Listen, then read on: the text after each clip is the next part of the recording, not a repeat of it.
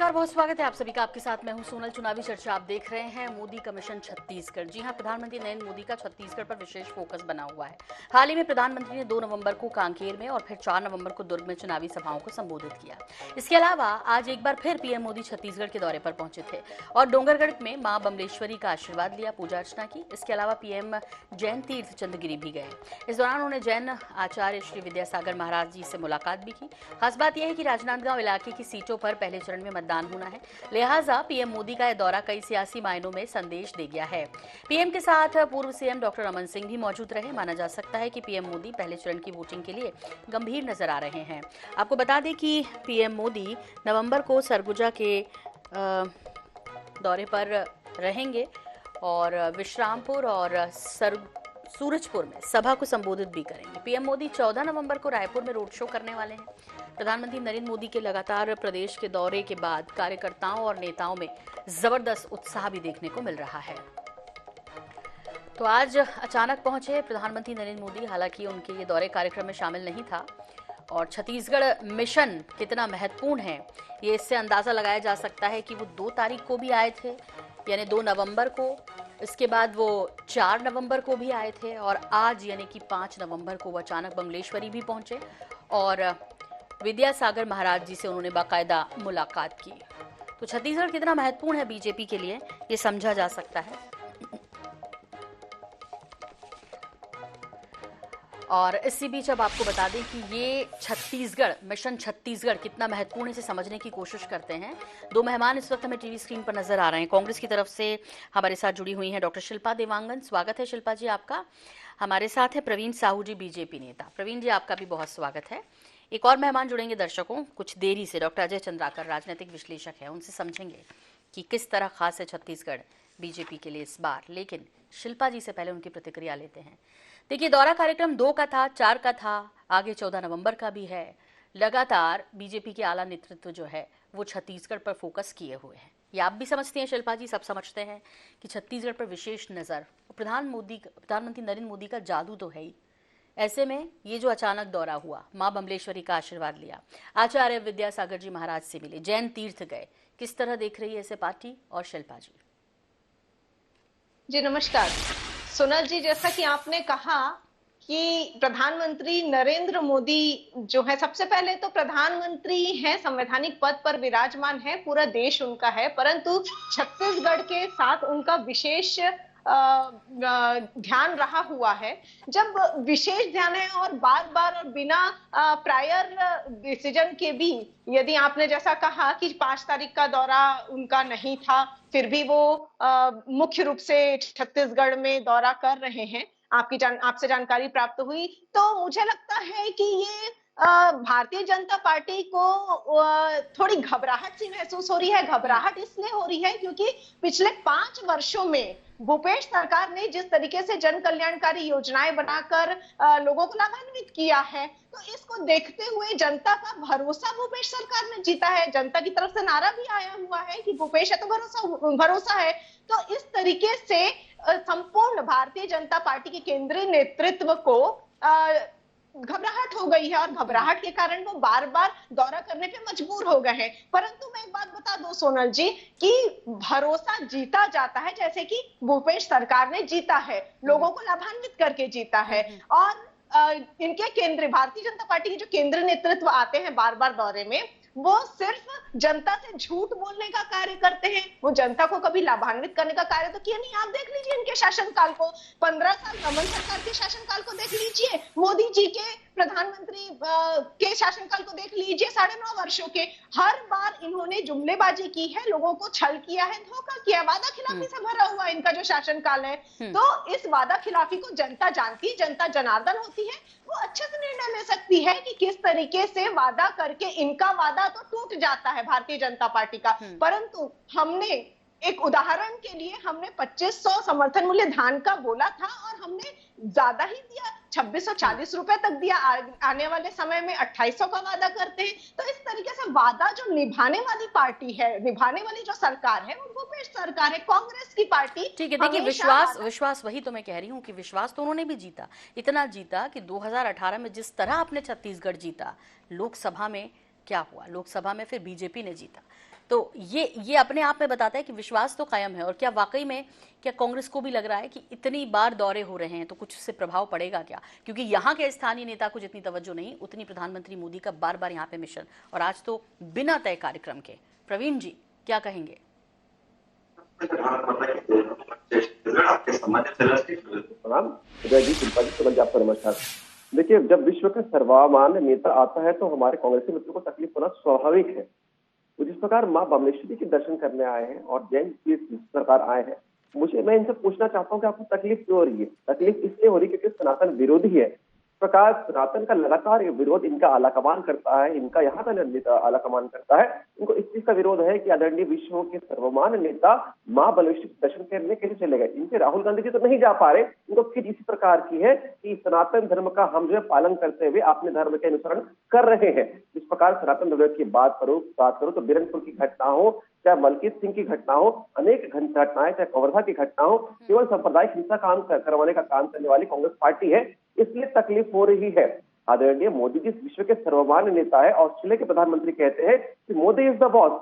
जब ऑस्ट्रेलिया के प्रधानमंत्री कहते हैं और साथ ही पेपुआ न्यू गिनी के प्रधानमंत्री जब उनके चरण स्पर्श कहते हैं, तो इनको तकलीफ हो रही है कि विश्व का सर्वमान्य नेता आ रहा है और जनता का आकर्षण, जनता का लहर उनके प्रति हो रहा है। इनको उनकी बखलाहट तो स्वाभाविक है। जी, दुनिया का दिल तो जीत लिया प्रधानमंत्री मोदी ने, लेकिन क्या उनको कहीं ये लग रहा है कि छत्तीसगढ़ की जनता का दिल जीतना थोड़ा मुश्किल है और इसीलिए बार बार इस तरह से दौरे हो रहे हैं? देखिए, चुनाव जब होते हैं तो होते हैं, आला नेता पहुंचते हैं, और ऐसे में मुख्यमंत्री की बात कर ली जाए, पूर्व मुख्यमंत्री डॉक्टर रमन सिंह की, या फिर प्रधानमंत्री नरेंद्र मोदी की बात कर ली जाए, या उत्तर प्रदेश के मुख्यमंत्री योगी आदित्यनाथ की बात कर ली जाए, या तमाम जो आला नेता, स्मृति ईरानी भी आज प्रदेश में है, तो क्या कहीं कोई ऐसा लग रहा है कि वहां तो दिल जीत लिया पूरी दुनिया में, लेकिन छत्तीसगढ़ में थोड़ा मुश्किल है, इसलिए इस तरह के दौरे लगातार हो रहे हैं? और आज तो अचानक जिस तरह पहुंचे आशीर्वाद लेने, और जिस जगह आशीर्वाद लेने गए उस क्षेत्र में पहले चरण में मतदान भी होना है 7 तारीख को। देखिए, मोदी जी विश्व के सर्वमान्य हमारे संगठन के शीर्ष नेतृत्व है। भाई वो आ रहे हैं तो उनको तकलीफ क्यों हो रही है? इनके संगठन के नेता आते लेकिन इनको तवज्जो नहीं मिलती। इनको तकलीफ इस बात की है। रही बात प्रथम चरण की, तो देखिए राजनीतिक चर्चा अलग कर सकते हैं, लेकिन आज माँ बमलेश्वरी के दर्शन करने आए हैं, वो तकलीफ इस बात की बात हो रही है। मैं कहना चाहूंगी जनता के विश्वास की बात कर रहे हैं। जनता के विश्वास को ठगने का काम भूपेश सरकार ने किया। इस प्रकार युवाओं को नग्न होना पड़ जाता है, महिलाओं को केश बुलवाने पड़ जाते हैं। 6 मार्च की बच्ची के साथ रायपुर के राजधानी में एडिशनल एसपी कार्यालय के नीचे बलात्कार होता है। जनता का विश्वास तो इन्होंने पहले ही खो दिया था। आपने कहा था शराबबंदी करेंगे, शराबबंदी के विषय पर कुछ कार्रवाई नहीं हुई। 3 कमेटी बनाई, आज तक कमेटी के जो ड्राफ्टिंग की क्या रिपोर्ट है वो जनता के समक्ष, क्या सरकार के समक्ष नहीं आ पाई। तो जनता का कोई भी वादा जो इन्होंने कहा था वो पूरा नहीं हुआ।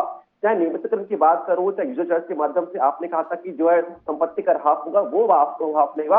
आपने कहा था कि 10 लाख लोगों को आप बेरोजगारी भत्ता देंगे, उनको नहीं दे पाए। आपने कहा था कि आप जो है ग्रामीण क्षेत्रों में जो है भूमिहीन लोगों को आप घर देंगे और आवास देंगे, कोई वादा पूरा नहीं हुआ। इसलिए आदरणीय टी.एस. सिंहदेव जी ने अपने महत्वपूर्ण विभाग से त्याग पत्र दिया और कहा कि 8 लाख लोगों को घर नहीं मिला, 10,000 करोड़ से अधिक का इंफ्रास्ट्रक्चर सरकार नहीं बना पाई, इसलिए अपने महत्वपूर्ण विभाग को त्याग पत्र दे रहे हैं। जब सरकार के कद्दावर मंत्री सरकार पर विश्वास नहीं करते तो आम जनता क्या विश्वास रखेगी? आदरणीय मोहन मरकाम जब प्रदेश अध्यक्ष थे, डीएमएफ फंड पर उन्होंने घोटाले की बात स्वीकारी थी और आदरणीय खाद्य मंत्री अमरजीत भगत जी स्वयं विधानसभा के पटल पर कहते थे कि चावल 69,000 मेट्रिक टन गायब हो चुका है। तो सरकार के कद्दावर मंत्री स्वयं स्वीकार कर रहे हैं कि सरकार का जो है जनता पर कोई विश्वास नहीं है।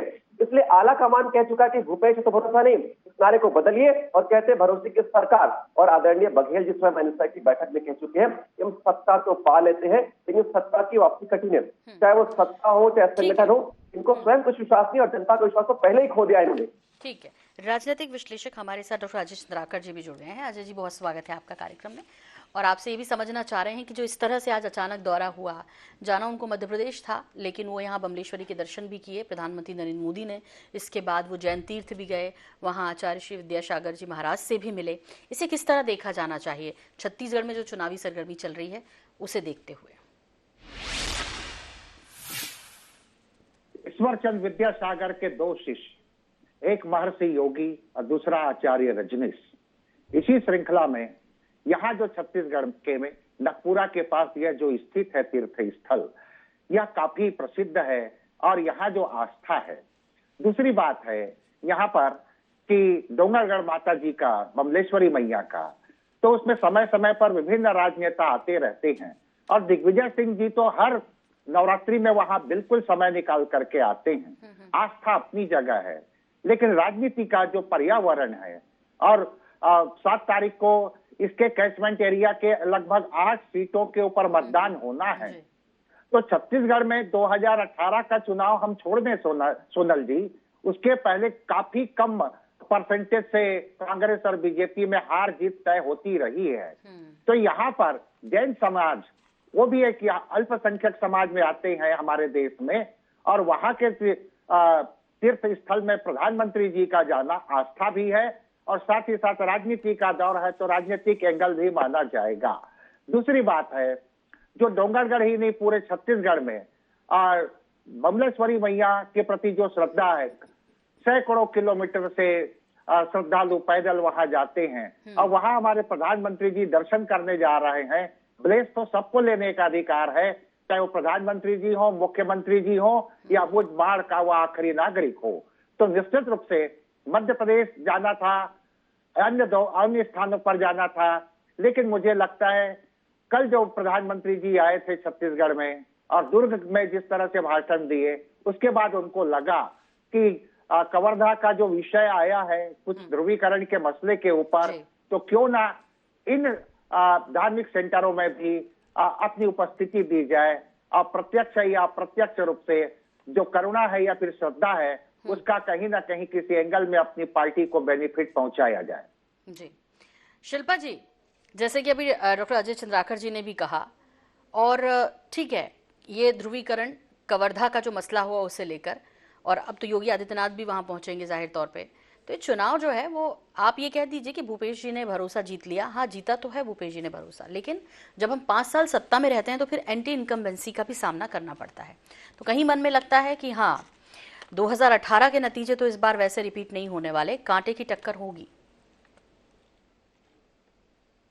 जी सोनल जी, धर्म और संप्रदाय की बात कर लेती हूँ, तो धर्म पर आस्था तो हर व्यक्ति की होती है। हम छत्तीसगढ़िया लोग हैं, पूरी जनता छत्तीसगढ़िया है। छत्तीसगढ़िया लोग बड़े सीधे साधे भोले भाले होते हैं, और निश्चित रूप से हमारे देवी देवताओं पर, धर्म पर आस्था जताते हैं, विश्वास जताते हैं। हमारे सरकार भी धर्म के प्रति आस्था जताती है। इसका पैमाना आप देख लीजिए कि हमने राम वन गमन पथ का निर्माण किया है, और आस्था इसीलिए निर्माण किया है, और कौशल्या माता जी का मंदिर भी निर्माण किया है। तो इस तरीके से आस्था अपनी जगह है, पूजन अपनी जगह है, हर व्यक्ति को करना चाहिए, परंतु अंतर ये है कि हम कभी भी धर्म को या संप्रदाय को चुनावी मुद्दा नहीं बनाते हैं। छत्तीसगढ़ में धर्म और संप्रदाय के नाम पर भी चुनाव नहीं होते हैं। यहाँ जो चुनाव होते हैं, यहाँ हम जो जनता के बीच में आज जा रहे हैं, आज के दिनांक में हम अपने पिछले 5 साल के कार्यों को लेकर जा रहे हैं, न तो सांप्रदायिक तत्व को लेकर जा रहे हैं, न धर्म के तत्व को लेकर जा रहे हैं। ऐसा नहीं करते हैं कभी भी कांग्रेस की सरकार। ऐसा तो नहीं है। आप ये तो बोल रहे हैं ना कि आपने राम वन गमन पथ की इनिशिएट किया, बीजेपी ने तो 15 साल ध्यान भी नहीं दिया, तो ऐसा तो नहीं है। और रही बात संस्कृति, धर्म, परंपरा, तो इसी लाइन पर तो मोदी जी भी चल रहे हैं, उसी लाइन पर आप चल रहे हैं, यानी कि बराबर की टक्कर यहाँ पर मिल रही है। लेकिन प्रवीण जी ने कुछ सवाल खड़े किए थे पिछले घोषणा पत्र को लेकर शिल्पा जी, और कहा था कि वो अधूरे हैं और इसीलिए कांग्रेस डरी हुई है, क्योंकि वो वादे पूरे नहीं हुए, ठगा गया है, किसानों को भी ठगा गया है। देखिए, घोषणा पत्र के 95% वादे तो हमने पूरे कर दिए हैं। ये बात कर रहे थे शराबबंदी की, हमारे मुख्यमंत्री शराबबंदी से ज्यादा नशाबंदी की तरफ, जो सूखे नशे हमारे युवा वर्ग को, पुरुष महिलाओं सभी को खराब करने, पूरे परिवार को खराब करने पे तुले हुए हैं, उस पर पूरी तरह से नशाबंदी के हम प्रयास कर रहे हैं, और इसकी चरणबद्ध प्रक्रिया शुरू हो गई है। देखिए, ये ऐसी प्रक्रिया है कि रात में सोए सुबह उठे और कह दिए शराब बंद, ये चीज नहीं हो सकती है। ये चरणबद्ध प्रक्रिया है, और यदि ऐसा करेंगे, मान लो ऐसा कर भी दिए, तो अवैध शराब का सुबह नहीं, रात को सोए सुबह उठे नहीं मैडम। एक तो ये कि आपकी पार्टी ने बोला कि हम आते ही शराबबंदी कर देंगे, अब फिर 5 साल हो गए, तो 5 साल में कितनी रातें और कितनी सुबह हो गई, इसीलिए इंतजार कर रहे हैं। लेकिन प्रवीण जी, आप ज्यादा खुश मत होइए। मैंने शिल्पा जी से सवाल पूछा, आपने तुरंत जो है ऐसे किया। थोड़ा ये बताइए, हम तो उम्मीद कर रहे थे कि आप अपने मैनिफेस्टो में ये कहेंगे कि भाई कांग्रेस तो नहीं कर पाई, हम कर देंगे। ऐसा तो आपने वो जिक्र छेड़ा ही नहीं। जी आपने बहुत अच्छा प्रश्न पूछा जिसमें मैं उत्तर देता हूँ प्रामाणिकता के साथ। 15 साल में हमने 369 देसी शराब दुकान बंद कर दिए थे और 70 विदेशी शराब की दुकान को बंद कर दिए थे। तो हम बिना कहीं शराबबंदी को अग्रसर कर रहे थे, अग्रसर हो चुके हैं। लेकिन जिस प्रकार ये कहते थे कि रात को हमने सोया सुबह उठा शराबबंदी की घोषणा कर देंगे, तो ऐसी वाली कोई बात नहीं है। मैं पूछना चाहता हूँ, जब आपका जन घोषणा पत्र बना था तो अब आपने क्या सोच के खोया था? आप एक तरफ सत्ता में आने के लिए आप शराबबंदी की घोषणा करते हैं, सत्ता आने के बाद उस वादे को भूल जाते हैं। आदरणीय गृह मंत्री, डेट कोट कर रहा हूँ, 30 जुलाई 2023 को मॉनसून सत्र पेश करते हैं कि शराब अवैध प्रकरण जो 21,000 थे 2018-19 में, वो बढ़कर 31,000 हो जाता है। तो सरकार स्वयं स्वीकार कर रही है कि अवैध शराब के प्रकरण लगातार बढ़ रहे हैं। सरकारी शराब की दुकान से अवैध शराब की बिक्री हो रही है। इससे बड़ी जो है दुर्व्यवस्था क्या हो सकती है? और सबसे बड़ी दुर्भाग्यपूर्ण घटना ये होती है कि एक अवैध शराब की पीने से यहाँ का एक देश का जवान जो है उसकी मृत्यु हो जाती है। ये तो यहाँ की स्थिति है कि गली कुचे में आप अवैध शराब की बिक्री को सरकारी संरक्षण दे रहे हैं। शराब के आप घोटाला करते हैं, ईडी का आप जब कार्रवाई होती है तो आपको समर्थन करने के बजाय ईडी की कार्रवाई का आप विरोध करते हैं। और रही बात वादों की, आप कह रहे थे कि 95% वादे पूरे हुए। आदरणीय शिल्पा जी, आप आदरणीय टीएस शेरगिल जी का वक्त उठाकर देख लीजिए। उन्होंने भरे जो है मीडिया के सामने कहा था कि केवल 12 वादा पूरा हुआ है। तो ये कांग्रेस की अंतरकला है। आप कहते हैं कि 95% वादा पूरा हुआ है, लेकिन आदरणीय टीएस शेरगिल जी कहते हैं कि केवल 12 वादा पूरा हुआ है। हाँ। इसलिए जनता जानती है कि कोई वादा पूरा नहीं हुआ है। चलिए, तो अब वो 18 का तो भूल जाइए, अब तो 2023 के वादे होंगे। आपने भी महिलाओं को 12,000 रुपए प्रतिवर्ष देने की बात कही है, लेकिन कांग्रेस का घोषणा पत्र बस अब से कुछ देर के बाद आने वाला है। मुश्किल से आधा घंटे का और वक्त है। चंद्राकर जी, बिल्कुल भी वक्त नहीं है, लेकिन बहुत संक्षेप में कितनी सीटें हो सकती है छत्तीसगढ़ की जिस पर कांटे की टक्कर देखने को मिलेगी? क्योंकि जो संस्कृति परंपरा की बात भूपेश बघेल कहते हैं छत्तीसगढ़िया, वही संस्कृति परंपरा पूरे देश के प्रधानमंत्री नरेंद्र मोदी भी कहते हैं। बहुत संक्षेप में। निश्चित रूप से आंचलिक परंपराएं, रीति रिवाज तो अपना स्थान रखती हैं सोनल जी, लेकिन छत्तीसगढ़ के प्रत्येक विधानसभा में दोनों राष्ट्रीय राजनीतिक दल कांटे के टक्कर में हैं और दोनों अब किस तरह से इधर चुनाव को आगामी गति दे पाते हैं वह बहुत कुछ डिपेंड करेगा। बिल्कुल, और छत्तीसगढ़ की जनता किस तरफ जाती है देखना दिलचस्प होगा। लेकिन हाँ, इस बार मुकाबला बेहद इंटरेस्टिंग होने जा रहा है। बहुत शुक्रिया, बहुत धन्यवाद आप दोनों का, प्रवीण जी आपका भी और शिल्पा जी आपका भी, चंद्राकर जी आपका भी बहुत शुक्रिया। और हमें भी दीजिए इजाजत।